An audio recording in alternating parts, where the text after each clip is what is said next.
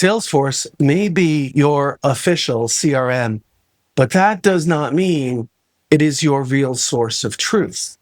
And that is where the business problem starts. Because the dashboard can look clean. The fields can be updated. The pipeline review can happen every week. Training completion can look fine. But if the real pipeline lives in private spreadsheets, the real account context lives in email, the real next steps live in someone's notes, and the real deal risks lives in a rep's head, then Salesforce is only telling leadership part of the story. That is not just a Salesforce adoption problem. That is a data trust problem. And data trust is where Salesforce ROI either starts to show up or quietly falls apart. Because the business did not buy Salesforce so people could fill out fields. The business bought Salesforce because leadership wanted trusted revenue visibility, cleaner forecasting, better coaching, better handoffs among team members, better customer context, better decisions, better transparency. But if Salesforce only contains the version of the sales process that reps are willing to or required to enter in, then leadership is not making decisions from the full picture. They are making decisions from the reportable picture. That distinction matters. And it explains why so many teams say that they hate Salesforce. Not always because Salesforce is the wrong tool, not always because reps are lazy, not always because managers are asking too much. Very often, the problem is simpler and more fixable than companies realize. Salesforce was built to capture what leadership wants to see, but not enough of what frontline users actually need to do their job. So the real work moves somewhere else. A spreadsheet, a notebook, a Slack thread, an email chain, a Post-it note stuck to someone's monitor, a private tracker that started as a quick workaround and slowly became the place where the truth lives. Then Salesforce becomes the place where the truth gets summarized later. And once that happens, the company has a very real problem. Because now Salesforce is technically being used, but it is not fully trusted. The data is current enough to look active, but incomplete enough to create risk. The dashboard is populated, but the room still asks, is this the real number? The pipeline is updated, but managers still ask for offline updates. The account record exists, but the most important customer context is still buried in someone's inbox. That is how companies end up paying for a centralized revenue system while still operating through scattered pockets of private truth. And when business leaders ask, why does our team hate Salesforce? This is usually where my team and I start. We do not start by blaming the reps. We do not start by defending Salesforce either. We do not start by saying we just need more training. We start by asking a better question. Where does the real work actually live? Because the official process is one thing.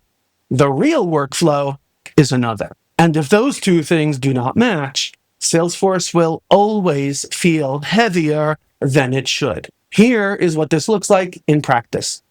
Leadership looks at Salesforce and sees updated opportunities. Stages are filled in. Close dates are adjusted. Required fields are completed. Activities are logged. On paper, the system looks alive. But then you sit with a rep and ask them to walk you through a real deal, not the version they show their manager. The real version. Where do they look before a phone call with the customer? Where do they track the actual blockers? Where do they keep the history that helps them understand the account? Where do they decide what to do next? And very often, Salesforce is not the first place they go. They open a spreadsheet. They check their notes. They search their inbox. They look at a Slack thread. They pull up some private tracker they built 2 years ago because Salesforce did not show them what they needed quickly enough. That is the moment the diagnosis starts to get clear. The issue is not just that the rep dislikes Salesforce. The issue is that Salesforce is missing part of the operating truth. And if Salesforce is missing part of the operating truth, the data quality problem is not just about dirty fields. It is about missing context. It is about scattered information. It is about a CRM that cannot fully represent the reality of the sales process because the sales process is happening partly outside of the CRM. That is why adoption is often too small of a word to use in this context. Business leaders do not really care about adoption as a metric. They care about what low reliance does to the business. They care when the forecast cannot be trusted. They care when finance has to rebuild the numbers. They care when managers coach their team from partial context. They care when customer handoffs are weak because important information stayed in someone's private notes. They care when Salesforce data looks clean enough for a dashboard, but not complete enough for confident business decisions. That is the real cost. Salesforce does not fail only when people refuse to log in. It fails when the business cannot trust Salesforce to tell the full story. And that usually happens for a good reason. Reps do not create side systems because they woke up one morning and decided to make leadership miserable. They created side systems because the official system is not giving them enough value in the moment they need it. Maybe Salesforce takes too many clicks. Maybe the required fields ask for information that they don't have yet. Maybe the stages are designed for reporting, not for how deals actually move. Maybe account context is technically in Salesforce, but scattered across so many tabs, fields, tasks, and notes that it's easier to just keep the useful version somewhere else. Maybe activity logging feels like paperwork instead of sales support. Maybe Salesforce helps managers inspect the work more than it helps the reps do the actual work. And when that happens, rational people build workarounds. That does not mean every workaround should stay. It does not mean every rep complaint is valid. But it does mean the workaround is evidence. A spreadsheet is not always the disease. Sometimes it is the symptom telling you where Salesforce stopped earning trust. So when my team and I help companies uncover why people hate Salesforce, we are usually looking for the gap between three different things. First, what leadership thinks Salesforce is capturing. Second, what Salesforce is actually capturing. And third, where the real work is happening when nobody is performing for the dashboard. That gap is where the pain lives. That gap is also where the fix usually starts. And the fix is often far more practical than companies expect. Because in a lot of organizations, this is not some massive platform failure. It is a workflow value problem. Salesforce may not need to be replaced. The whole system may not need to be rebuilt. Sometimes the company just needs to identify where the tool is creating friction, where data is leaving the system, and where the frontline user is not getting enough value back. That is the part companies often miss. They try to solve Salesforce frustration with more pressure, more training, more reminders and alerts and email notifications, more required fields, more manager inspection, more dashboard reviews. But if the problem is that Salesforce does not help people do the actual work, pressure only improves the performance of compliance. It does not create trust. It does not centralize the truth. It does not make the data more complete. It It just teaches people how to keep the dashboard looking acceptable while the real work continues somewhere else. That is why one of the most useful tests is very simple. Does the rep get value before the manager gets visibility? That is the rep value test. If Salesforce helps the rep prepare for calls, prioritize deals, remember the context, manage follow-ups, understand account history, and move opportunities forward, then the system starts earning a place in their workflow. When that happens, the data improves because the system is part of the work, not a separate reporting chore after the work. But if Salesforce mainly helps management inspect activity, then reps will treat it like paperwork. They may update it. They may complete the required fields. They may show up clean for the pipeline review. But the real thinking will still happen somewhere else. That is where data quality breaks. Not because people are bad, because the system is downstream of the real work. If the real story starts in a spreadsheet and only later gets summarized into Salesforce, Salesforce will always be one step removed from reality. This is what business leaders need to understand. A CRM does not become trustworthy because leadership declares it the source of truth. It becomes trustworthy when people rely on it while doing the actual work. And that is the difference between Salesforce as a database and Salesforce as an operating system. A database stores what people enter. An operating system helps the business run. If Salesforce is only storing cleaned up updates after the fact, the business is not getting the full return. It is paying for a system that receives partial truth. So how do you diagnose this? Start small. Pick one rep.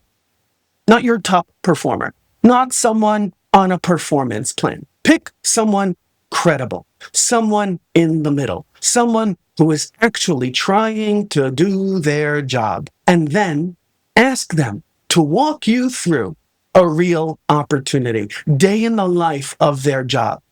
Then do not argue with them. Do not correct them. Do not say, well, you're supposed to do that in Salesforce. Just watch. Where do they go first? What data do they trust? What information do they keep outside of Salesforce and why? What do they copy into Salesforce later? Where do they feel the friction? Where do they say, I know this is supposed to be in Salesforce, but it's faster for me to just track it here?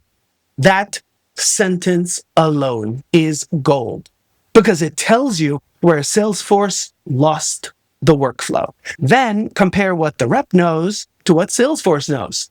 That is the real diagnostic move. If the rep can explain the deal clearly, but Salesforce cannot, the issue is not intelligence. The issue is capture.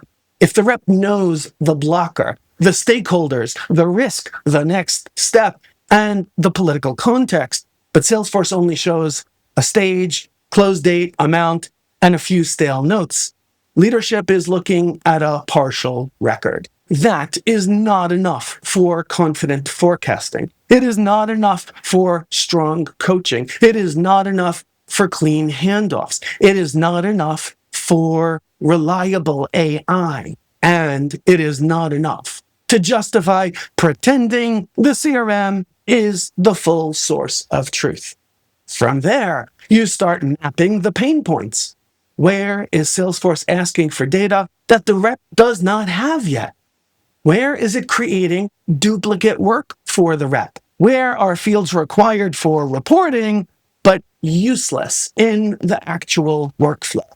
Where does the rep need information that Salesforce does not surface easily? Where is important context being captured somewhere else because Salesforce makes it too hard to store, to find, or to use?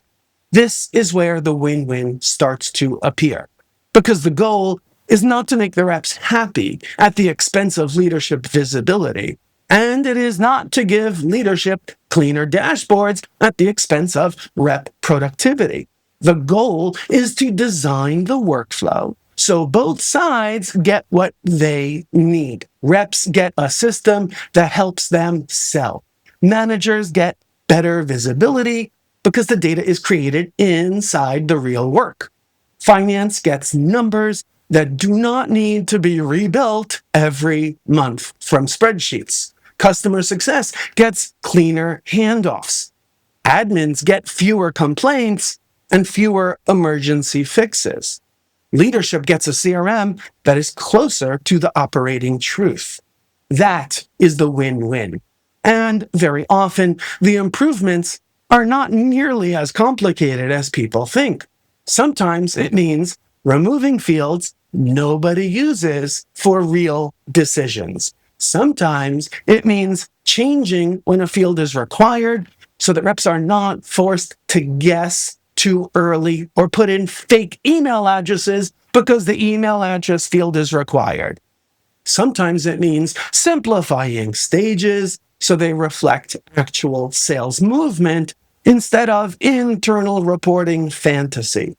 Sometimes it means surfacing the 3 pieces of context that a rep actually needs before making a phone call.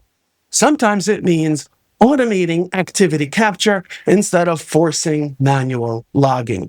Sometimes it means creating a cleaner handoff structure so important customer context does not disappear between sales and customer success.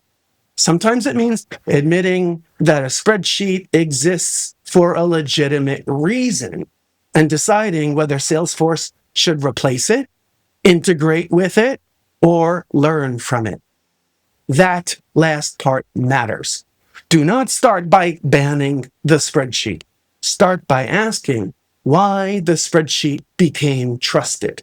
What does it show that Salesforce does not? What does the spreadsheet make easier? What information lives there? Who relies on it? What would Salesforce need to do better before people would stop using that spreadsheet?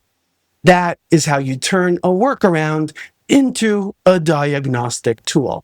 And this is the work that my team and I help companies do. We help leadership teams uncover why people are frustrated with Salesforce, where the real pain points are, where the data is breaking down, and which fixes will actually improve the business, not just the dashboard. The business. Because the goal is not to force more activity into Salesforce. The goal is to make Salesforce valuable enough, trusted enough, and practical enough that the business can actually run from it. That is where ROI comes from. Not the login rates, not from training completion, not from a green dashboard that nobody really trusts.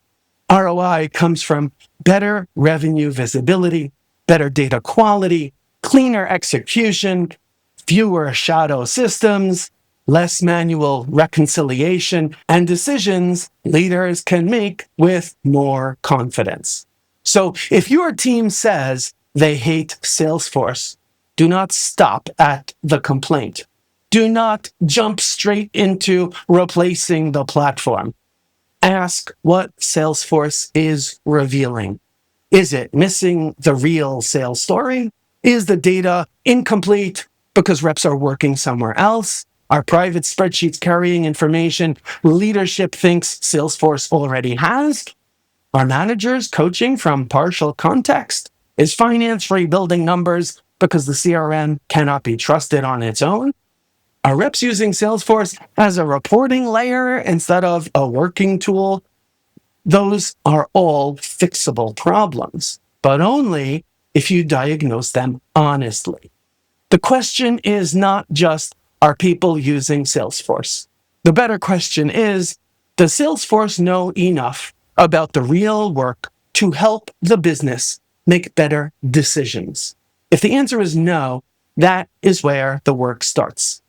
If this sounds familiar and you suspect that your team is using Salesforce on paper while the real story lives in spreadsheets somewhere else, there is a link in the description to book a free 30-minute clarity call with me.